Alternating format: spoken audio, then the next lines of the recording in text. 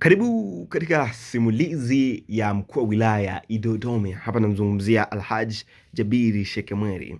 Alhaji Jabir Shekemweri, asubuhi moja tulivu jijini Dodoma, sauti ya kipaza sauti ilikatiza ukimya. Haukuwa kelele ya makeke, bali ilikuwa sauti ya uzito, sauti ya mtu aliyezoea kusikilizwa.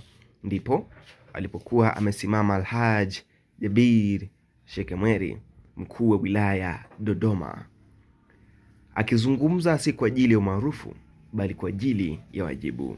Safari ya Alhaji Shekemweri ni simulizi ya mtu anayejenga kwa nidhamu, uwajibikaji, dhamira na kuitumikia jamii. Kama viongozi wengi walivyokulia katika misingi ya mila na maadili ya Kitanzania, ilikuwa akiamini kuwa uongozi si cheo, bali ni jukumu, ni wito unaokuita uamke mapema, usikilize watu wengi, uvumilie lawama na ununue na uamue pia kwa haki hata pale inapouma. Katika maisha yake ya utumishi, Shekemweri alijifunza jambo moja tu muhimu mapema: jamii haiwezi kusonga mbele bila nidhamu na mshikamano.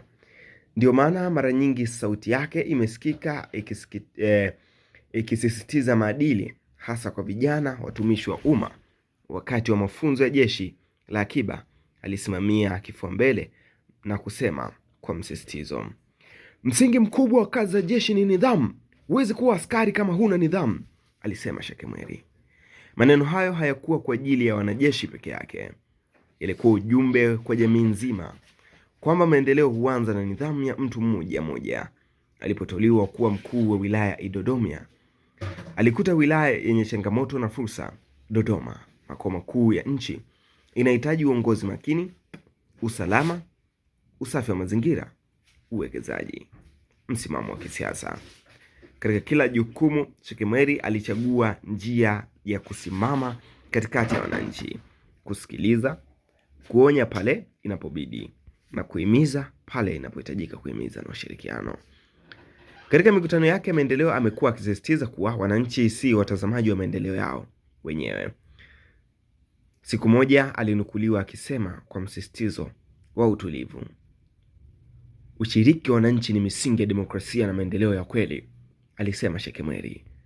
Huu ndio mtazamo unaomfanya ahimize ushiriki wa sekta binafsi, usafi wa mazingira, uwajibikaji wa utendaji wa kata na taarifa. Kwake cheo hakimpi kibali cha kuamrisha bila kusikiliza, bali kinampa wajibu wa kuongoza kwa mfano. Katika kipindi cha maandalizi ya uchaguzi, alisimama kama mlezi wa amani. Hakutumia lugha ya vitisho, bali lugha ya busara. Tufuate taratibu mzuri wa Tume Huru ya Taifa ya Uchaguzi ili tulinde jiji la Dodoma. Leo jina Alhaji Jabir Shekemweri halisimami tu kama mkuu wa wilaya, bali kama alama ya uongozi unaoamini kuwa serikali ipo kwa ajili ya watu, si kwa ajili ya serikali.